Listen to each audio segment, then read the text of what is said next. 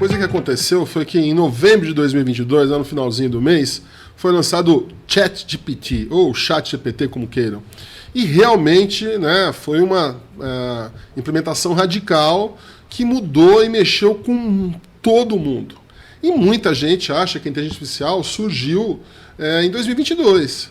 Só que ninguém nem percebia que a gente já estava utilizando uma série de recursos baseados em inteligência artificial há muito tempo. E essa história é muito antiga, Fúvio. Ela tem mais de 70 anos. E eu não sei se você já assistiu um filme chamado O Jogo da Imitação. Olha, Zé, sinceramente eu não me recordo. Se você não assistiu, você tem que assistir. Esse filme ele mostra muito da história de um matemático famoso. Eu acho que a história está cheia de exemplos de pessoas que acabam não sendo valorizadas pelo público, ou que as pessoas não conhecem, mas tem uma importância muito grande. E esse filme, O Jogo da Imitação, ele conta a história da Segunda Guerra Mundial, quando os aliados precisavam criar uma maneira de quebrar a criptografia das mensagens nazistas. Criptografia, para quem não sabe, é transformar, bagunçar uma mensagem de maneira que você não consiga entender. Exatamente. Né? E aí o que aconteceu? O Alan Turing, que é o nome desse matemático, ele justamente liderou uma equipe de cérebros notáveis, e nessa história tem muitas coisas importantes, porque ele foi o primeiro que colocou uma mulher dentro dessas equipes, que era uma mulher notável, exatamente. E aí, em vez de... Era tudo feito na mão, nós estamos falando lá, no metade do século passado.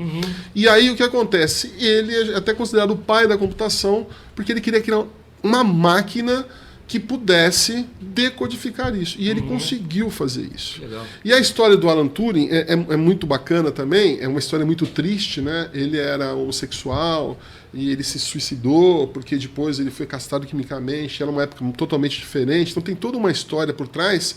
E ele também, em 1950, veja, nós estamos falando 74 anos atrás, ele criou um artigo, né, científico, justamente colocando sobre a possibilidade ou a capacidade que uma máquina teria de simular a inteligência humana. Por isso que o nome do filme é Jogo da Imitação.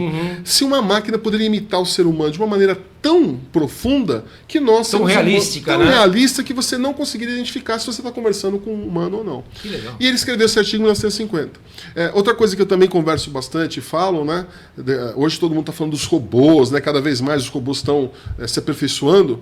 E uma coisa que a gente precisa ficar sempre atento é na ficção científica. Porque a ficção científica, ela tem algumas pessoas, até que tem a capacidade de imaginar coisas que a gente não imagina.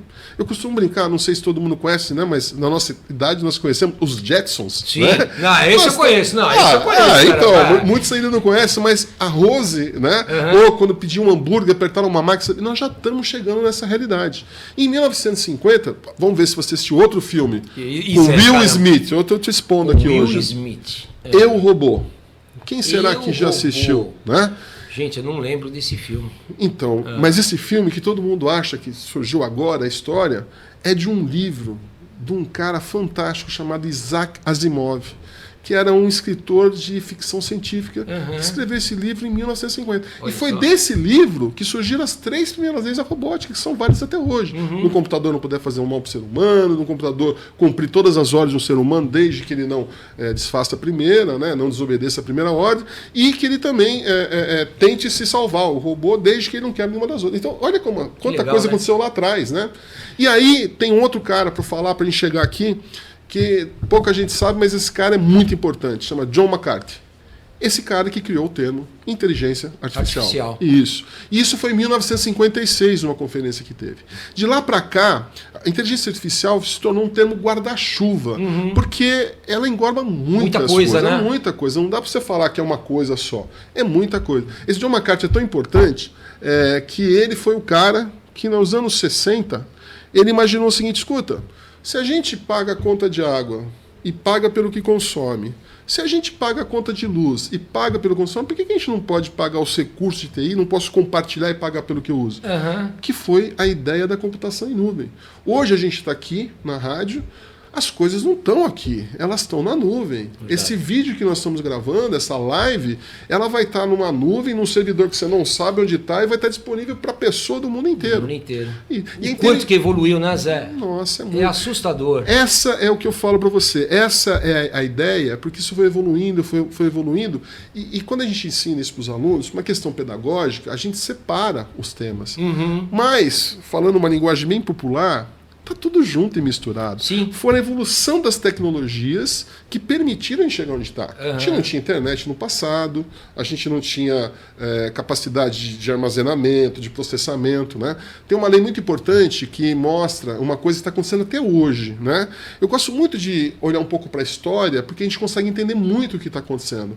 Então, existe uma lei de Moore que ele falava assim, olha, a cada 18 meses... O processador é o cérebro do computador. É ele que permite fazer as coisas de uma maneira mais rápida. Né?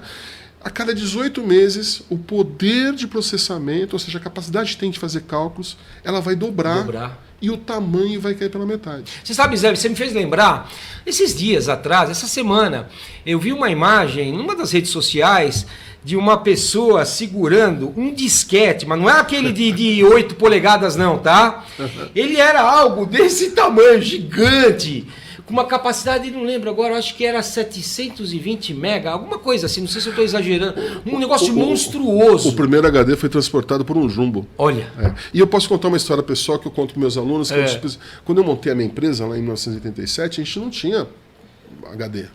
A gente comprava computador sem a unidade de armazenamento. E a primeira unidade de armazenamento que nós compramos, sabe quantos dólares eu paguei? Ah, deve ter sido $800. Olha só. E a capacidade dela era fantástica para a época. Ela tinha 5 megabytes. 5 megabytes. Hoje da Seagate?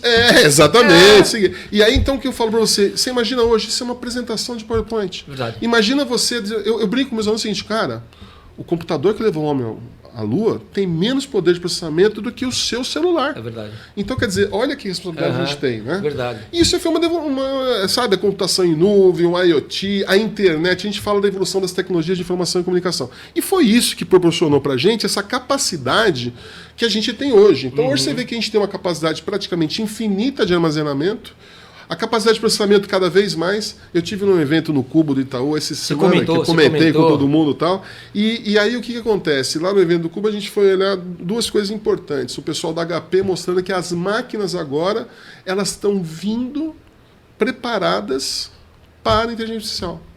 Então legal, agora os ciclos que eles falam dos cálculos são medidas em trilhões por segundo.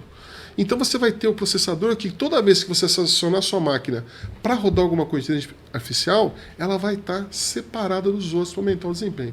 Então assim, a gente evoluiu muito, a gente chegou num ponto que é muito... que não tem volta, né? Que as pessoas ficam muito assustadas, muito preocupadas com o que pode acontecer. A gente já viu na história da humanidade várias revoluções, né?